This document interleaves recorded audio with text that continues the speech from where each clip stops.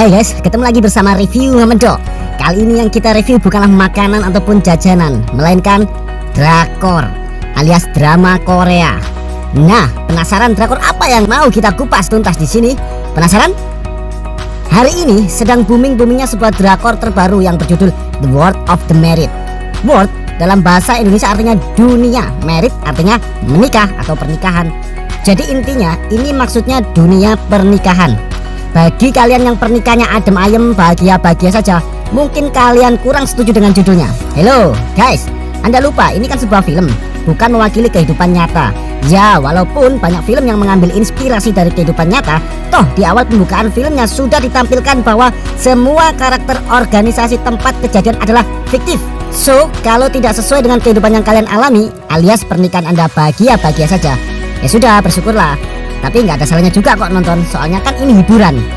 Ini saya aja walaupun laki-laki saya nonton drakor kok, bukannya karena terpaksa gara-gara istri loh ya. Ingat, bukan karena terpaksa gara-gara istri, tapi beneran film ini bagus banget, sangat recommended, khususnya buat wanita. Buat wanita yang merasa suaminya adem ayem aja, hati-hati, perlu deh nambah wawasan dengan nonton film ini. Soalnya film ini mengupas detail apa yang ada hubungannya sama perselingkuhan. Oke, nggak usah lama-lama, langsung saja masuk dalam pembukaan adegan pertama. Diperlihatkan ada seorang wanita parubaya sedang membuka foto keluarga. Biasanya kalau orang kaya itu setiap berapa tahun sekali selalu mengupdate untuk foto bersama keluarga. Ya gak kayak kita rakyat jelata nih, terakhir foto ya pas resepsi dahulu, ya kan? Atau bisa jadi mereka tidak punya foto pernikahan. Biasanya sepengetahuan saya itu karena MBA. Nah, Anda tahu MBA? Married by Accident. Nah, boso cowok meteng dhisik baru akad. I don't know, saya cuma menduga-duga loh guys. Oke, lanjut adegan berikutnya. Diceritakan sang wanita parubaya ini bernama Ji Sun Woo. Dia adalah seorang ibu yang memiliki satu anak laki-laki, mungkin seumuran 14 tahun atau SMP lah ya kalau di Indonesia. Juga memiliki suami sukses yang bekerja di bidang perfilman bernama Lee Tae-oh. Ji Sun Woo memiliki keluarga yang sempurna, memiliki karir yang cemerlang, karena selain menjadi ibu rumah tangga, dia juga seorang dokter yang sukses dan terkenal. Ditunjukkan dalam film ini banyak penghargaan yang dia raih. Tidak hanya itu, Ji Sun Woo adalah wanita yang sangat rapi, disiplin dan pintar secara ilmu hitung matematika. Mungkin itu salah satu syarat menjadi dokter kali ya. Nah, karena dia adalah tergolong wanita parubaya atau bisa dibilang tua lah kalau bagiku ini. Karena kalau saya lihat drakor jarang lihat pemeran utama tua kayak gini. Makanya kalau lihat posternya aja kurang menarik. Tapi di adegan pertama ditunjukkan suatu pemandangan yang sangat luar biasa. Ternyata Ji Sun Woo sang pemeran utama memiliki tubuh yang sangat bagus, langsing dan seksi guys. Saya sebagai laki-laki langsung tercengang. Bagaimana tidak?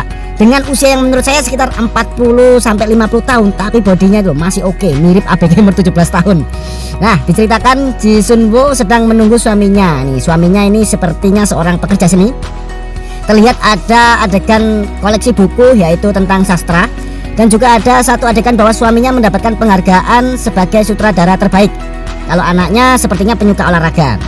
Kalau lihat kehidupan keluarga ini memang benar-benar sangat-sangat sempurna. Memiliki istri yang sukses dan suami yang sukses, juga seorang anak laki-laki yang berbakat.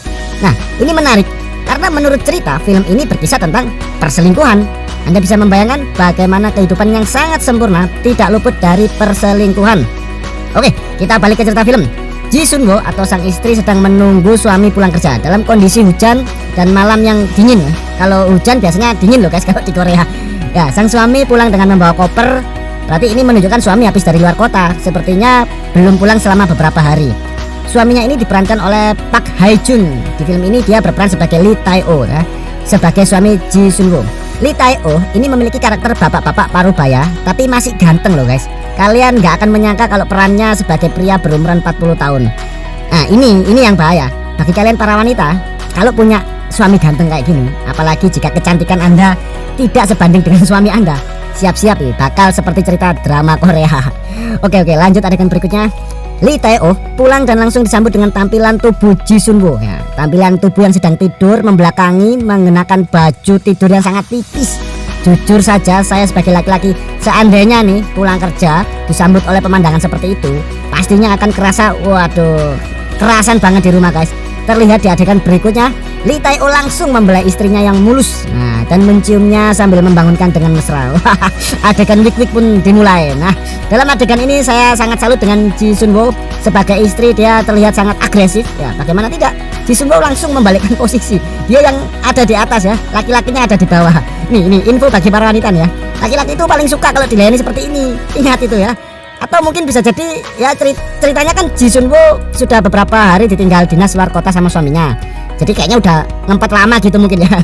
Ya cuman mungkin kalau lihat adegan ini sepertinya keluarga ini memang tidak ada masalah apa-apa, sangat harmonis dan romantis. Makanya rugi bagi kalian para wanita kalau nggak nonton film ini. Khususnya Anda yang merasa hubungan suami istri Anda fine-fine saja. Oke, kita cermati adegan berikutnya. Di pagi hari setelah week ya, saat suami masih tidur setelah kalah main ya, sang istri membangunkan karena mau berpamitan berangkat bekerja. Nah ini diceritakan sang istri sangat disiplin sekali sebagai seorang dokter. Tapi ada sesuatu yang menarik di sini. Anda bisa membayangkan romantisme mereka berdua sebelum berangkat bekerja ya. Mereka berdua masih sempat sayang-sayangan, bahkan suami mau minta nambah jatah. Apakah Anda seperti itu juga? Akan tetapi sedikit kasus kecil terjadi di pagi itu ya. Ji Sun Woo tidak sengaja menemukan lipstik terjatuh dari jas suaminya. Kejadian itu tepat di mata mereka berdua dan tepat di mata Lee Tae-oh. Dan Lee Tae-oh pun langsung memberikan klarifikasi bahwa itu adalah pelembab bibir yang dia beli saat di pesawat. Kalau Anda merasa aneh, saya jelaskan ya guys ya. Di Korea itu terkenal cowok-cowoknya itu suka berdandan, atau istilahnya cowok metroseksual. Jadi kalau ada cowok yang menggunakan pelembab bibir, itu wajar-wajar saja. Jadi kalau suami Anda menggunakan pelembab bibir, anggap saja suami Anda ikut style orang Korea. Wow, bangga dong. Oke, lanjut. Ji Sun Woo tidak merasa curiga sedikit pun, apalagi suaminya mengatakan dia salah beli rasa cherry karena dia tidak bisa berbahasa Mandarin. Berarti pelembab bibir ini diceritakan berasal dari Tiongkok. Tapi diceritakan suaminya ini baru pulang dari dinas di Pulau Jeju.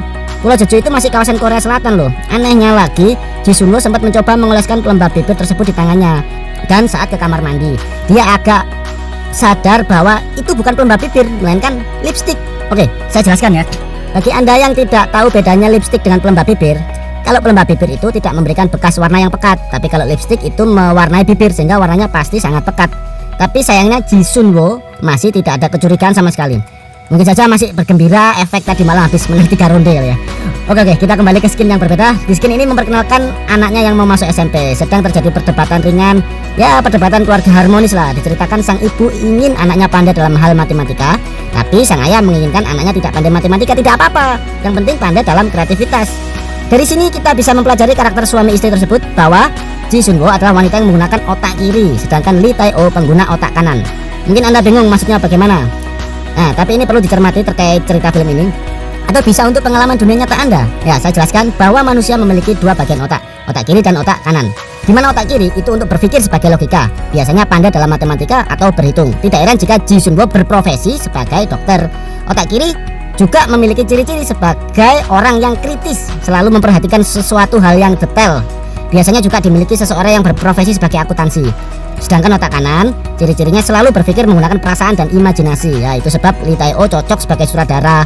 Otak kanan juga memiliki kelebihan pandai berakting, tapi dia tidak pandai mengatur strategi. Dia tidak bisa memperhatikan hal-hal secara detail. Oke, lanjut skin berikutnya. Di sini ada satu adegan yang sangat menarik, di mana sebelum berangkat bekerja, suami istri ini berpelukan dan saling mencium untuk berpamitan. Lalu Ji Sun Woo menanyakan sesuatu kepada suaminya. Bukankah aku terlihat tua? Nah, sembari melihat foto keluarga yang baru saja tercetak dan terpajang di dinding. Lalu Lee Tae-oh menjawab, mereka memotretnya dengan baik. Kamu makin cantik seiring bertambahnya usiamu. Ingat ya, sebagai wanita, saya tahu kalian pasti kelepek-kelepek mendengar kata-kata ini. Saya sebagai pria tahu betul maksudnya apa yang disampaikan Lee Tae-oh. Kan dia bilang, kamu makin cantik. Coba koreksi kata-kata sebelumnya. Mereka memotretnya dengan baik. Itu maksudnya mereka itu ya fotografernya. Jadi cantikmu itu gara-gara fotografernya aja yang pinter motretnya. Jadi bisa jadi dalam hati ngomong iya kamu kelihatan tua. Tapi itu prediksiku loh ya, belum tentu benar. Soalnya aku sama-sama lelaki sih. Oke, karena setelah itu terlihat adegan berikutnya, Lee Tae-oh memberikan perhatian kepada istrinya dengan mengalungkan syal yang tadi malam bekas dia pakai saat pulang dari luar kota. Istriku tidak boleh terkena flu, aku tidak peduli denganmu. Nah, itu kata gombalnya ya. Ini gombalan maut loh guys. Dijamin istri langsung ambiar. Tapi beneran deh, kalau lihat keluarga ini benar-benar romantis sempurna, tidak kekurangan satu apapun. Berangkat kerja saja mobilnya sendiri-sendiri ya. Berarti ini orang kaya nih. Kalian pasti ya para wanita membayangkan kehidupan yang seperti ini ya. Oke, sampai di sini saya skip hingga perjalanan Ji Sun Woo ke rumah sakit ke tempat dia bekerja. Ada sesuatu adegan di rumah sakit saat Ji Sun Woo tiba.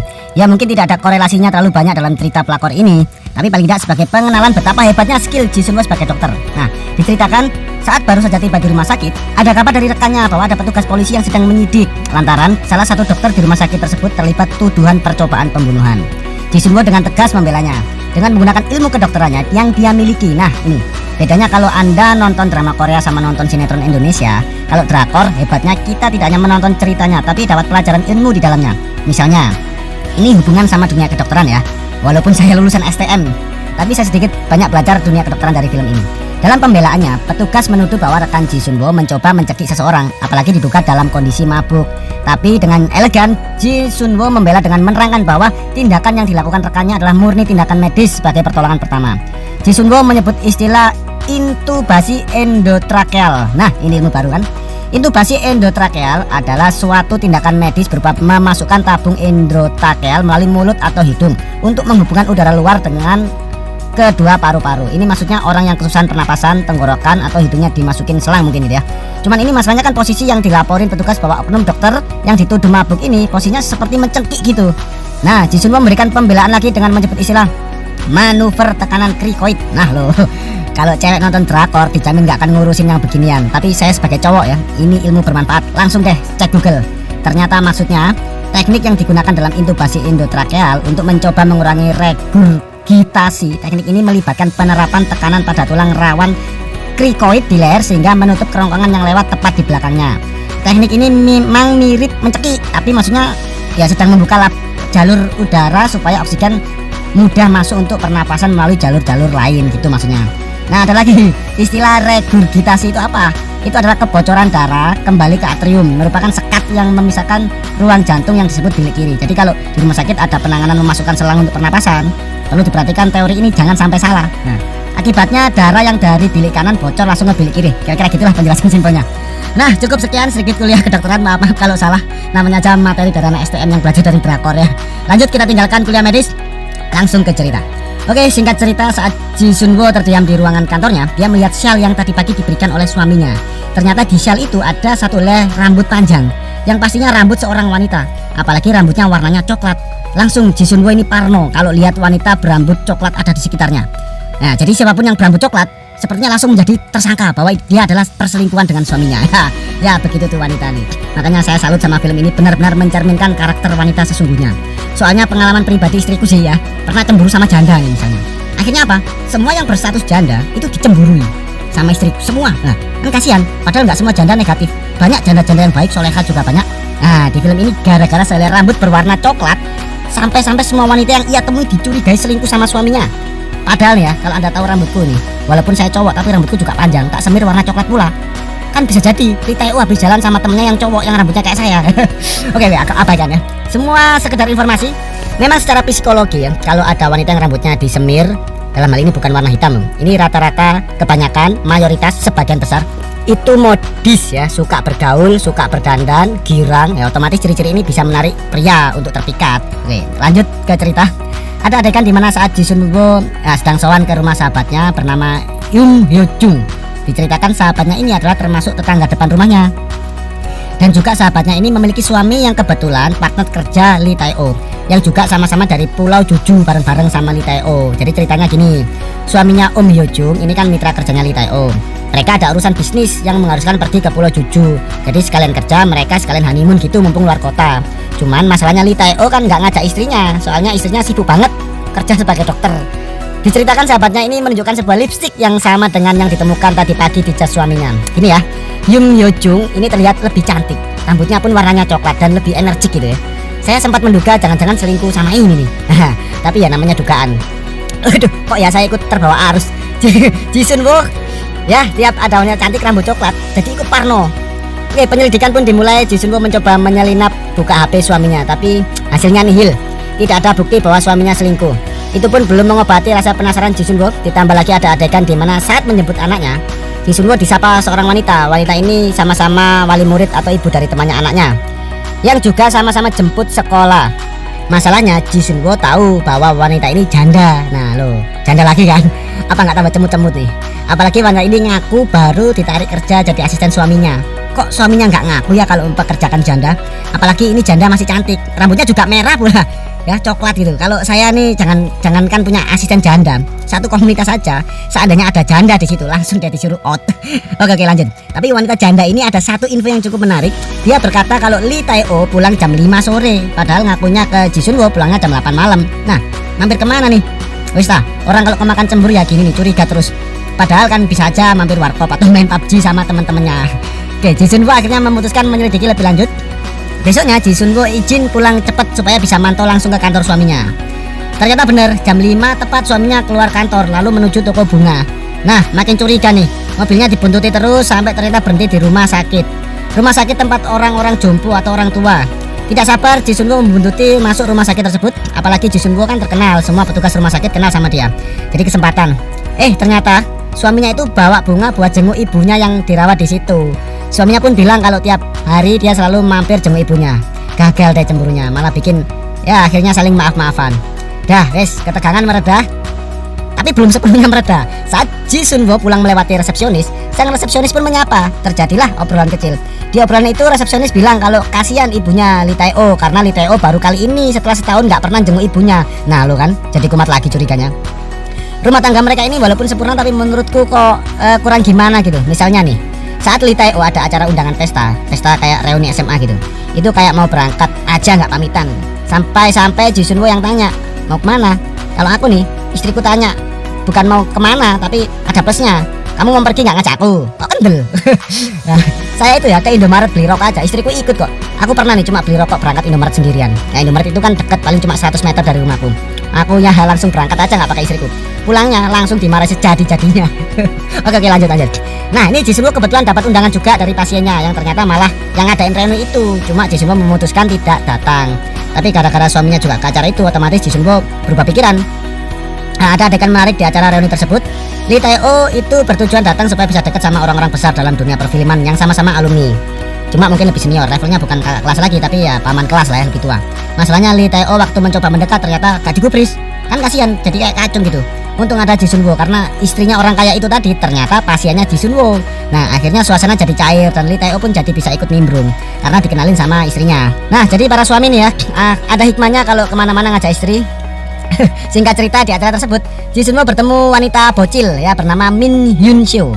Dikisahkan wanita bocil ini adalah pasien Ji Sun Wo. Di tempat dia sempat minta resep obat namanya barbiturat. Kita belajar kedokteran lagi ya. Barbiturat adalah golongan obat penenang yang biasa digunakan sebelum operasi atau mengatasi kejang. Jadi kayak obat bius gitu guys. Cuman biasa disalahgunakan jadi narkoba juga loh guys. Karena punya efek ngefly gitu. Cuma di film ini si bocil alasan buat bisa tidur karena punya masalah sulit tidur. Tapi dokter Ji Sun Wo menyinggung bahwa takutnya bocil ini mau diet keras karena emang benar obat barbiturat ini juga punya efek samping penurun berat badan. Tapi setelah saya cek di Google ya efek samping utamanya yang ngefly itu atau mungkin pingsan dan bikin kecanduan juga. Nah ini kenapa kalau nonton film itu dicermati dengan detail supaya kita bisa punya gambaran karakter untuk episode-episode selanjutnya. Soalnya sutradara itu suka kasih clue-clue yang abu-abu gitu supaya penonton nggak bisa nebak ceritanya. Makanya kita harus detail kalau lihat acara kayak detektif film gitulah. Soalnya ada satu adegan saat Ji Sun Wo berpapasan sama bocil ini di jalan. Bocil ini sedang berantem sama pacarnya. Kalau cerita sepihak dari bocil ini itu yang salah pacarnya, tapi I don't know, bisa saja kebalikannya. Oke, lanjut ke bocil. By the way, kalau dilihat bocilnya ini cantik loh, renyah-renyah gitu. Oke, ceritanya Ji Sun Wo mau minta tolong sama bocil ini. Dia minta tolong supaya bocil ini jadi mata-mata, nyari informasi suaminya kemana aja tiap jam 5 sore sampai jam 8 malam. Sebagai imbalan, Ji Sun Wo mau menukarkan dengan resep obat barbiturat. Nah ini loh, bahayanya kalau bucin lagi kemakan cemburu, menghalalkan segala cara, dia lupa prinsip seorang dokter. Oke, kita berganti ke skin berikutnya. Bocil ternyata melaksanakan tugas dengan benar. Dia memantau ternyata Lee Tae-oh di sebuah parkiran apartemen. Dia bersama seorang wanita berambut panjang warna coklat. Sayangnya yang kelihatan cuma rambutnya saja, jadi nggak bisa ke foto. Tapi laporan itu sudah cukup bagi Ji Sun Wo untuk membenarkan kecurigaannya selama ini yang dia pendam. Oke, kita lanjut ke ending momen klimaks guys. Keesokan harinya di mana sebuah acara ulang tahun Lee Tae-oh yang sebenarnya sudah direncanakan mereka berdua lama sebelum adanya kecurigaan ini. Ji Sun Wo mengundang semua rekan sahabat bahkan pasiennya untuk datang ke acara suaminya. Itu bukti betapa Ji Sun Wo sangat mencintai Lee Tae-oh. Oke, sebelum acara dimulai, Jisunwo teringat pesan dari bocil untuk cek bagasi mobil belakang Lee Tae-oh karena ada tas misterius. Nah, bisa saja itu barang bukti. Soalnya selama ini Jisunwo sudah mencari bukti mulai dari galeri foto-foto HP sampai chat-chat HP, nggak nemu guys. Atau bahkan saku celana jas atau apapun nggak nemu. Sepertinya Lee Tae-oh ini rapi banget kalau menyembunyikan sesuatu. Jisunwo pun pura-pura pinjam kunci mobil suaminya dan ternyata di belakang mobil nggak nemu apa-apa. Sedih kan? Tapi jangan menyerah dulu. Kan udah saya bilang, Lee Tae-oh ini rapi banget guys. Jisunwo tidak menyerah. Dia kepikiran membuka bagian bawah bagasi belakang. Biasanya itu tempat buat ban serep mobil. Dan ternyata ada. Nah, tas misterius benar-benar ada kata bocil. Isinya guys, ada celana dalam, ada parfum, peralatan cowok, ada kondom. Nah loh. Terus yang penting lagi ada handphone. Nah, handphone lah yang selama ini untuk berkomunikasi sama tuh pelakor. Nah ini. Cuman masih penasaran siapakah pelakornya? Apakah salah satu dari teman-teman tamu undangan yang ada di situ? Nah, akhirnya HP-nya pun dibuka Jisunwo. Ada hal aneh yang lebih mengejutkan lagi guys. Isinya ternyata fotonya pelakor. Ya jelas lah, namanya HP-nya pelakor ya isinya fotonya pelakor. Maksudnya bukan itu. Ada informasi yang paling dahsyat, sangat mengejutkan lagi. Ternyata foto-foto itu ya, foto-foto galeri HP itu berisi foto-foto liburan Lee Tae-oh bersama pelakor ya, dan sahabat-sahabatnya Jisunwo. Mulai yang sahabat sekaligus tetangganya itu sampai sahabat-sahabat yang kerja sama Jisunwo di rumah sakit yang satu kantor. Nah, parahnya di foto itu tampak mereka foto bersama dan berpasang-pasangan sama suaminya masing-masing. Tapi suami Jisunwo berpasangan sama pelakor. Nah, siapakah pelakornya? Ternyata pelakornya adalah anak dari pasien Jisunwo yang kemarin sudah mengundangnya dalam acara reuni bersama Lee Tae-oh. Corone ngono mbulet ae wong-wong iku. Tapi pelakornya guys benar-benar imut banget, nget. Laki-laki normal mana yang nggak kepincut wajah cantik pelakornya? Apalagi masih muda, masih mulus. Kalau dibandingkan sama Jisunwo mah jauh pakai bumi langit. Saya sendiri pas pertama kali lihat wajah pelakornya langsung ikut-ikutan jatuh cinta kok. Sayangnya doi jauh di Korea. Kalau rumahnya deket Surabaya sini mah langsung tak samperin tuh pelakor. Asli guys, kawaii. Khusus dalam kasus ini saya mendukung Lee Tae-oh ya, karena dia laki-laki normal. Saya pun kalau pelakornya kayak gitu sama nggak akan bisa nahan juga kok. Makanya para wanita jangan sok-sokan keluarganya aman-aman saja, harmonis saja. Bersikap kritis juga perlu, karena kita tidak bisa menduga apa yang terjadi sebenarnya. Bisa saja sahabat yang selama ini kamu curhatin ternyata musuh dalam selimut. Nah, film ini cocok buat referensi sebagai hiburan, buat nambah pengalaman guys. Oke, sekian review dari saya, Review Medok. Kami akan mereview apapun yang sedang viral di Indonesia. Jika Anda ingin membangun channel kami agar lebih baik, jangan lupa klik tombol subscribe, like, comment, and share.